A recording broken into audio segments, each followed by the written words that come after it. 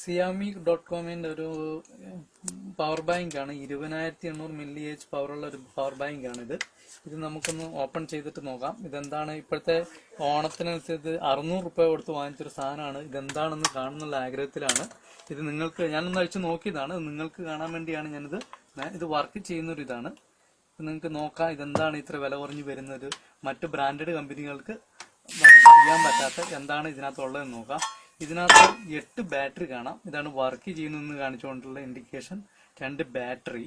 ഈ ബാറ്ററിയിൽ ഡൗട്ട് തോന്നി. ഇപ്പോൾ 8 ബാറ്ററി ആകെ 2 വയർ മാത്രമേ ഇങ്ങോട്ട് പോകുന്നുള്ളൂ, ബാക്കിയൊന്നുമില്ല. അപ്പോഴാണ് ഞാൻ ഇത് റിമൂവ് ചെയ്ത് നോക്കിയത്. അപ്പോൾ ഇത് ഒന്നും കണക്ട് ചെയ്തിട്ടില്ല. രണ്ടാമത്തെ കണക്റ്റില്ല. ഈ ബാറ്ററികളൊന്നും കണക്ട് ചെയ്തിട്ടില്ല. ഇത് ഞാൻ മുമ്പേ പൊട്ടിച്ചു നോക്കിയ ബാറ്ററിയാണ്.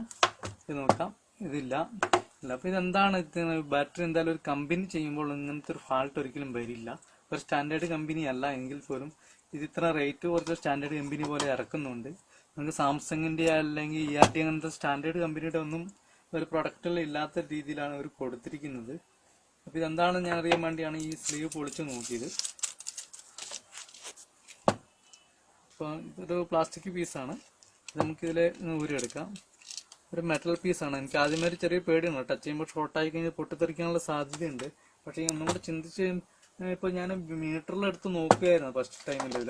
ഒന്നും കൂടെ ചെക്ക് ചെയ്ത് കാണിക്കും അതിൽ വോൾട്ട് ഉണ്ടോ ഇല്ലയോ എന്നുള്ളത്. നമുക്ക് ഇതാണ് എൻ്റെ ഇത്. 10 വോൾട്ടിലാണ് കൊടുക്കുന്നത്. 3.7 ബാറ്ററിയാണ്.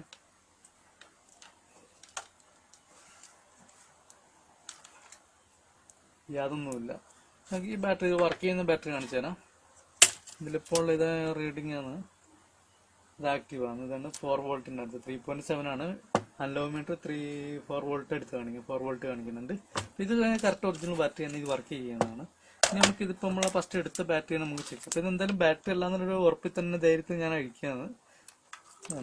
ഒരു പ്ലാസ്റ്റിക് പീസ്. ഒരിക്കലും ഒരു ബാറ്ററിയുടെ കണ്ടെയ്നർ കോണ്ടാക്റ്റിൽ ഇവിടെ ഇങ്ങനെ ഈസി ആയിട്ടില്ല. ഇതാണ് മണലാണ് ഈ ബാറ്ററിക്കുള്ള അറിയുന്നത്.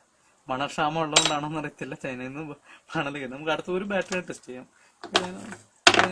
എല്ലാം ഇത് തന്നെ ആയിരിക്കും. പഴിച്ചു നോക്കേണ്ട കേസില്ല.